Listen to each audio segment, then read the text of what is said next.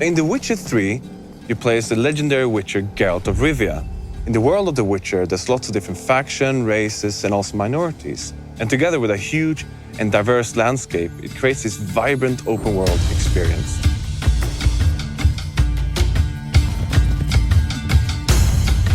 Witchers are outcasts. They're mutants, itinerant monster hunters who roam the world, hunting down and killing monsters, often for meager pay. Children destined to be witchers are taken from their parents and enter witchers' schools. And the training there is grueling. And it ends with a series of mutations that impart the special abilities, the accelerated reflexes that render witchers uniquely suited to hunting down and killing monsters.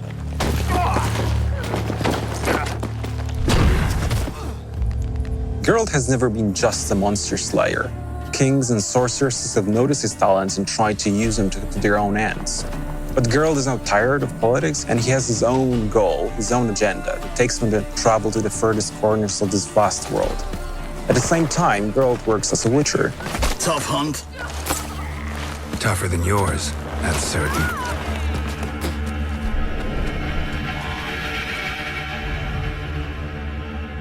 Monsters within the world are blends from legends: Norse, Western, Slavic. However, Slavic lore seems to be the most overriding. It's from Slavic lore that we drew the notion monsters are the equal participants of the ecosystem and not always pose a threat. Creatures are very much part of the landscape, just as humans and the other races, elves, dwarfs, and whatnot are. And that means that in The Witcher 3, adventure is always around the corner.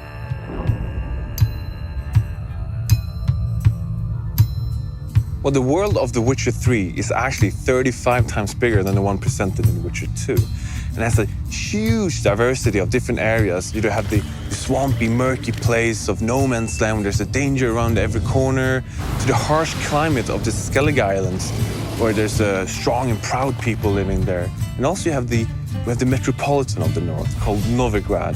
And it's a huge city, it's beautiful. It's like medieval Amsterdam, but it's also a different kind of danger lurking there, a much more cloak and dagger. What distinguishes the world of The Witcher is that it takes things fantastic and it grounds them, renders them believable, places them in mature context. The Witcher universe is a grim place, but even Geralt needs a break from killing ghouls and graveyors, be it to grab a pint and exchange jokes with his friends, or to follow one of his love interests. And it's these lighter moments, many and varied, that render Geralt's life believable, immersive, and constitute a break from what would otherwise be all-pervading doom and gloom. One of the most fearsome enemies you'll face is the Wild Hunt, a cavalcade of ghastly specters which rides down from the night sky, bringing war and destruction. Based on European legends and folklore, the Wild Hunt is also an inherent part of the Witcher universe, so it's not just a random boss we pull out of a hat and place at the end of the corridor. In The Witcher 3, the Wild Hunt will take center stage and come right at you. It's as much the stuff of fairy tales that children tell each other as it is a force that comes in the night, in the deep of winter, to annihilate an entire village.